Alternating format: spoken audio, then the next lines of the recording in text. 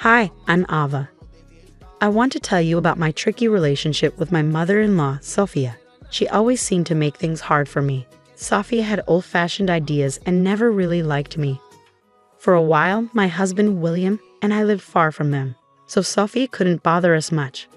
But when William got a job close to them, we had to deal with her more. I could handle Sophia's behavior because I grew up dealing with difficult people, like my own parents. Luckily, William's dad, Benjamin, was always nice to me. But the tough part was that Sophia spent time with my daughter, Luna, who was 9 at the time.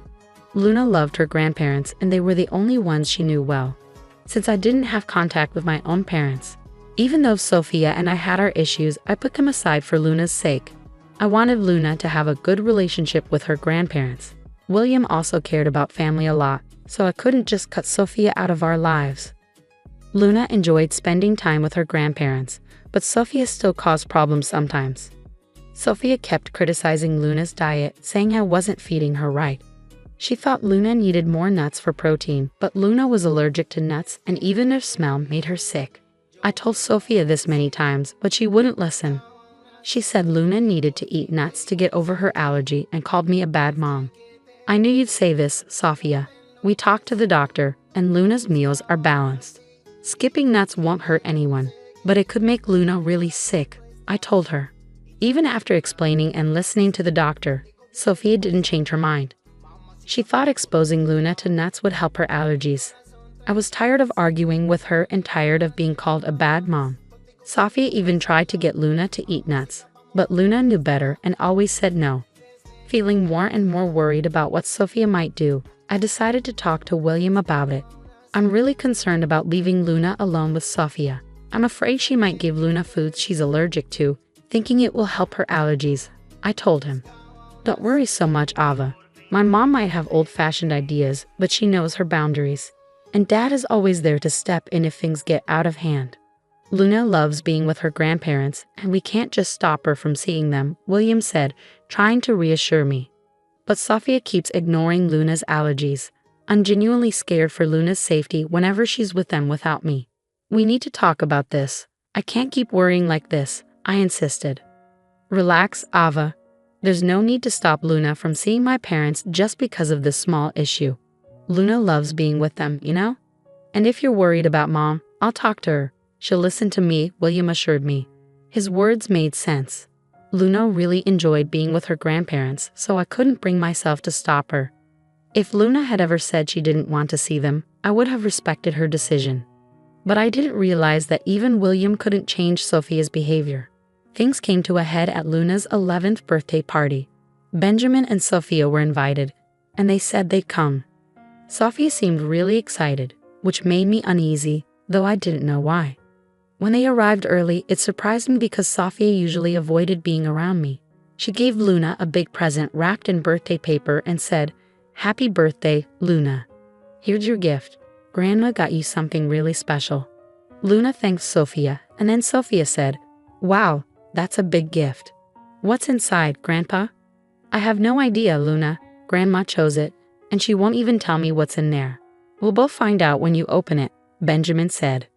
"Come on, open Grandma's gift and see what she got you. I bet you'll love it, sweetie. I'll be your favorite grandma ever," Sophia said excitedly. "I can't wait to see what you got me, Grandma. I'm so excited. We'll open all the gifts after we cut the cake, Luna. Let your friends arrive, and once we finish the cake, you can start opening the presents," I suggested. "No, Luna needs to open my gift before cutting the cake. That's why I came early to give her my special present," Sophia insisted. Despite feeling suspicious about Sophia's behavior, Luna seemed genuinely happy to get such a nice gift from her grandma. The big, heavy package made Luna even more excited, and she couldn't wait to see what was inside. She wanted to start opening her presents once all her friends were there. I agreed to let Luna open Sophia's gift before the cake, as Sophie said it had to be done that way. I didn't want to upset Luna on her birthday, so we went along with it. But little did I know what a disaster it would turn into. Luna and her parents were let down by the one person they trusted. Sophia not only ruined Luna's birthday, but also turned everyone against her. When Luna opened the gift, she found a big cake with her name on it. She was happy for a moment, but then she passed out. William and I rushed to her, scared and confused when we saw her throat swelling up. In shock, I watched as William hurried to get an epinephrine shot while someone else called the police. Knowing exactly who was behind this, I confronted Sophia, demanding answers. "What on earth did you put in Luna's cake? What's in it?" I asked, my voice shaking with anger and fear. Sophia pretended she didn't know anything, saying, "I didn't do anything, Ava. It's just a regular cake. I don't understand what's happening. Maybe something you did caused Luna to faint. You've been neglecting her nutrition despite my warnings, and now she's paying the price. Don't try to blame me. Luna was fine just a moment ago, and now she's having an allergic reaction. Tell me what you did to her, Sophia. I hope you didn't mess with the cake. You need to own up to your actions and take responsibility. Look at Luna, she's turning blue." I snapped back, ignoring Sophia's excuses. Focusing solely on Luna, I hurried over with the epinephrine I always kept on hand for emergencies. Although Luna's swelling went down a bit, she remained unconscious. It was clear that she needed to go to the hospital to fully recover. The room was filled with worry for Luna. Tears welled up in my eyes, and even William looked close to crying. Sophia, who was already in tears, seemed scared. In that moment, I decided to cut open the cake to see what was inside. What I found shocked me to the core. I demanded answers from Sophia, questioning her sanity for putting nuts in the cake. "Sophia, what were you thinking? You ignored my warnings and put nuts in the cake, putting Luna's health at risk. How could you be so careless?" "I only wanted to help Luna, not hurt her. I didn't like that Ava was so strict about Luna's diet. While it's true Luna might have reactions sometimes, I thought gradually giving her nuts could help," Sophia argued. My frustration boiled over when I confronted Ava, saying, "Are you crazy? Our daughter is allergic to nuts. She could have died from this reaction. Who gave you the right to decide how to handle her allergies? Look at the mess you've made. I'm Luna's grandma, and I have the right to take care of her. She'll be fine. You're all overreacting. You're just trying to scare me for no reason. I'm sure this is all part of Camilla's plan to make me look bad. But listen, Sophia, if things go my way today, you'll be in big trouble. Right now, all I care about is Luna's health," I said firmly. Just then, the ambulance arrived with paramedics. They took care of Luna and took her to the hospital, with us following closely. The doctors told us Luna would need time to wake up and would have to stay at the hospital for a day or two. We were all overwhelmed with emotion. I broke down in the hospital, finding comfort in William's arms. After calming down, I called Benjamin to let everyone know that Luna was no longer in danger. When I hung up, I turned to William and expressed my anger, saying, "I'll never forgive Sophia for what she did today. She could have put our daughter's life at risk." I've been thinking about how serious this is. It's unbelievable. Something I wouldn't have believed if I hadn't seen it myself. My mom has become someone I don't even recognize anymore. She did all of this just to make me look like a bad mom. She acted like she cared about Luna's happiness, but she never thought about how dangerous it was for Luna. Even after everything, she still says I planned it all. Today showed me how far my mom will go to make you look bad. I'm so sorry I didn't see it sooner and didn't do more to keep her away from us. I need to protect Luna from my mom's bad influence. I failed as a husband and as a father. William was starting to realize how serious the situation was, and Benjamin, who had always been a good grandfather, was clearly affected by Sophia's actions. This time she went too far. Even though she'd gotten away with things before, we weren't going to let her off easy this time. We decided then and there that we couldn't let Sophia keep hurting Luna. Her actions were a threat to Luna's safety, and we couldn't allow her to keep causing trouble in our lives. Sophia was no longer welcome in our family. We were determined to protect Luna and make sure she grew up in a safe and loving environment. It wouldn't be easy, but for Luna's sake, it was a decision we were ready to stand by. Following a heartfelt discussion, my husband and I quickly made a decision while Luna was still in the hospital. It was time to head back home. Benjamin, Sophia, and a few other guests stayed behind, eager for updates on Luna's condition. This gave us the perfect opportunity to address Sophia's actions. When we got home, 4 hours had passed since the incident. In the living room, we found Benjamin scolding Sophia while she seemed indifferent, busy on her phone. The untouched birthday cake sat sadly beside them, a painful reminder of what had happened. Despite my sadness, I held back my emotions. When they noticed us, Benjamin and Sophia hurried over. I just got an update, I said. Luna is in good hands and she'll recover soon, although she's still unconscious. The doctors are hopeful. Thank goodness, Luna will be okay.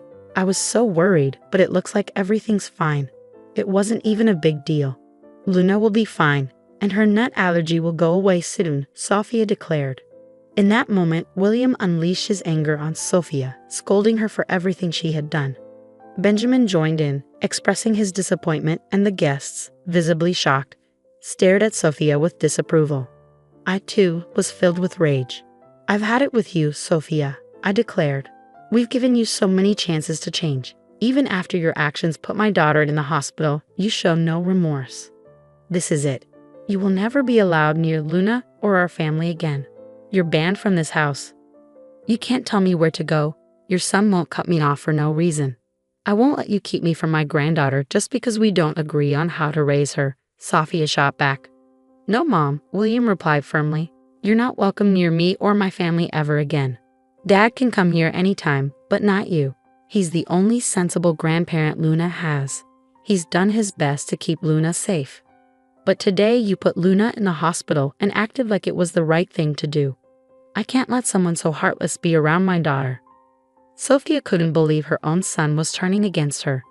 She had always trusted William to support her, not realizing he was being rational, unlike her. Even the guests started criticizing her. Sophia felt trapped, with no one on her side, not even Benjamin. In desperation, she screamed at us, blaming me for setting her up. This is all your fault, Ava. You turned everyone against me. I'll never forgive you for this. You should be begging for our forgiveness. Your actions have ruined your reputation and kept you from Luna. I'll sue you for grandparents' rights. I'll take you to court, and the judge will let me see Luna. Just wait and see. I don't need anyone to support me. I responded firmly, you're not going to have much luck getting grandparents' rights from jail. I'm sure the judge would find it pretty funny to have a criminal asking for visitation after putting her own granddaughter in danger. Sophia protested. What are you talking about, Ava? Why would I go to jail? I didn't do anything wrong.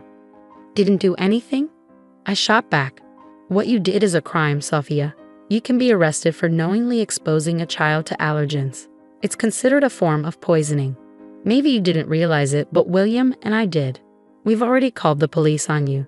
And look, here they come now to arrest you. Sophia, in denial, insisted, no, you're lying. This can't be happening. You can't arrest me for this. Sophia's panicked expression showed her desperation as she begged us to drop the charges. Tears flowed down her face and she started to panic. Just then, 2 officers came in and told her she was under arrest. She clung to our hands, begging us not to send her to jail. William remained unmoved, telling the cops to take her away, while I gave Sophia a cold look, showing that her deceitful game was over. In a last attempt, she turned to Benjamin for help, begging him to do something. Benjamin, please. You can't let your wife get arrested like this, she pleaded. But Benjamin stood firm, saying, when my wife does something truly terrible and shows no remorse, I won't protect her. I've warned you for years to change, and you never listened. Today, you put our granddaughter in danger. I was only trying to protect her, not realizing it would hurt her so badly. Please, Benjamin, I'm your wife. You have to help me, Sophia pleaded desperately. But William stood by his decision, saying firmly, Sophia, I've already cut you out of my life. It's the right thing to do. And I plan to do the same. Tomorrow, I'll talk to a divorce lawyer. I want to end this as soon as possible. I won't stay with someone like you. I'll protect my granddaughter and my kids from you. Sophia was shocked and pleaded desperately, no, Benjamin. You can't do this to me. I'm your wife. Ignoring her, Benjamin told the cops to take her away. Sophia continued crying and begging for help, bringing a tumultuous end to an event that had long concluded. A sense of peace washed over me as William, Benjamin, and I went back to the hospital. After the other guests left, clearly upset by Sophia's actions, they promised to tell everyone what she had done. The next day, Luna woke up feeling much better, but she was terrified of Sophia. Luna cried and begged us to keep her away from her grandmother, saying how Sophia had tried to make her eat things she was allergic to.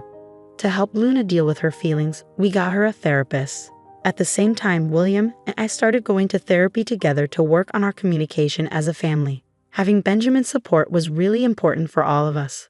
With his help, we started to heal and grow stronger as a family. Sophia's life took a sharp turn for the worse after the incident.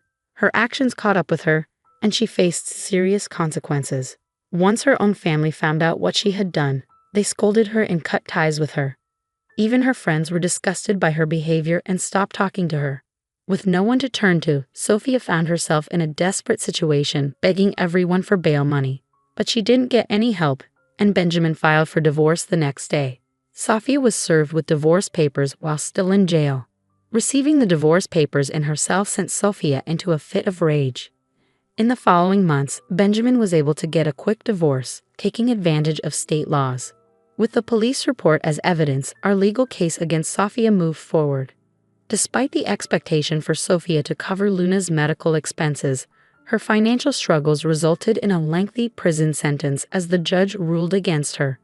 Moreover, we obtained restraining orders to ensure she stays away from our family. With confidence that Sophia won't have the chance to approach us again, we remain watchful. But if by some chance she tries to cross the line, she'll encounter the fierce protection of Mama and Papa Bear, who are determined to do whatever it takes to keep Luna safe.